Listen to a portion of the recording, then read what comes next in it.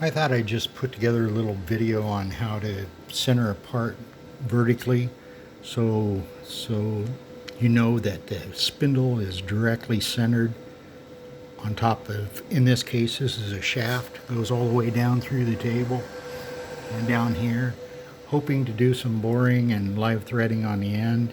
And so let's get started. So this is just an indicator holder up in a quarter inch collet and an indicator on there, half a thousandth per division. And what you want to do first is just kind of get it close so you've got the dials moving all the way around. And it's kind of hard with one hand, and it's going to be worse once I have to grab my pendant over there. But main thing is, what you want it to do is you want it to be able to indicate all the way around. So you just pull it so you're actually, the needle's moving the whole time. That means you're close. You're within the resolution of the indicator anyway. And so that looks pretty good.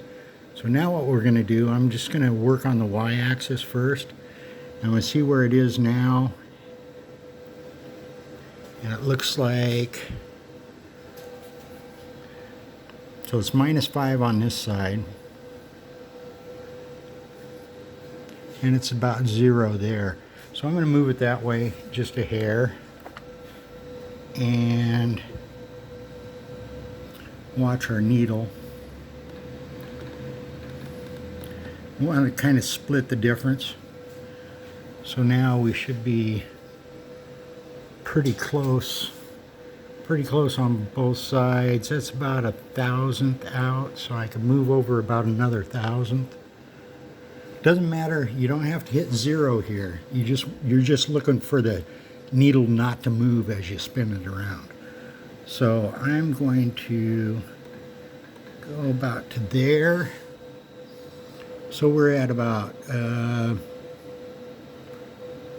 2 thousandths. And we come over here and we're at about 2 thousandths. So I think that's pretty good on the Y. So now we'll look at the X. And the X is reading.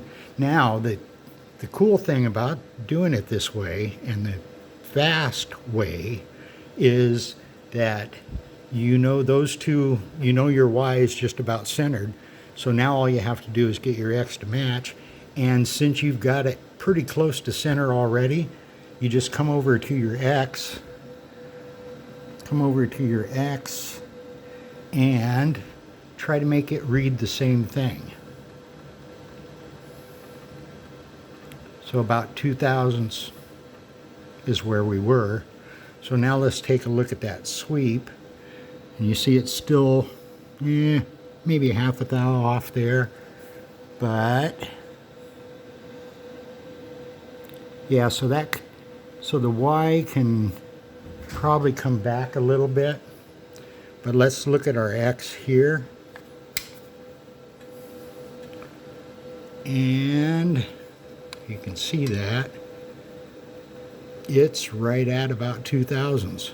So now just the Y needs to be adjusted just a hair. And so I'll come over here and I'll adjust my Y about there. Okay, and then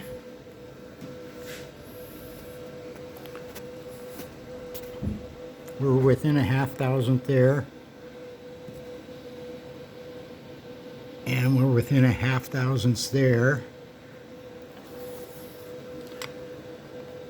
And we're within a 1/2 thousandth there. So now, if I really wanted to get sticky, I can bring this back just a hair, about there.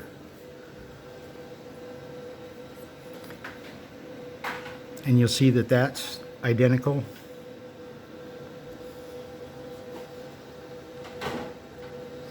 The X is off about a half thousandths, so we'll go ahead and adjust that a half thousandths. And we're going to adjust it that way. And that's probably great right there.